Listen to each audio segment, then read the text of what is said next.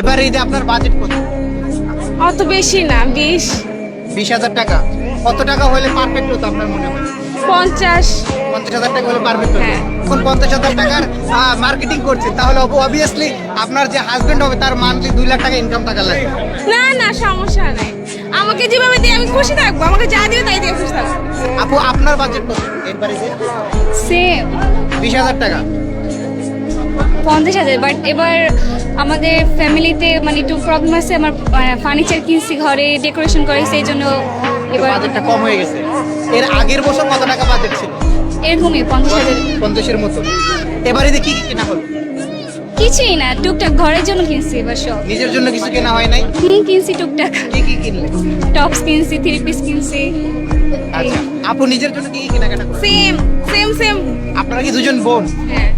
আচ্ছা, আর শপিং করার জন্য সবচাইতে টাকা বেশি কে দেয়, আব্বু দেয় না আম্মু দেয়? বাবা। হ্যাঁ, বাবা। বাবা দেয়। আপনার বাবা। বাবাই দেয়, আম্মু টাকা দেয় না? হ্যাঁ দে। আম্মু আলাদা কত করে দেয়, কত টাকা দেয়? ওনার হিসাব নাই, যখন ইচ্ছে হয় তখন দেয়। কত টাকা দেয় তারপর? 10-20। 10-20 আলাদা করে আম্মু দেয়। হ্যাঁ। দুইজনের ক্ষেত্রে সেম। আচ্ছা আচ্ছা আপু, আপনাকে প্রশ্ন করতে চাই একটা, যে একটা ছেলের কত টাকা ইনকাম হলে তার বিয়ে করা উত্তম মনে করেন? আমার সেম লাগে যে যত টাকা ইনকাম করে সুখে থাকা যায়, এর বেশি দরকার নাই। কত টাকা ইনকাম করা যায়? 50, 50, 50-60। 50-60। আচ্ছা, 50-60 হলে একটা ছেলের বিয়ে করা উত্তম। আপনি যাকে বিয়ে করবেন তার কত টাকা ইনকাম থাকা লাগবে?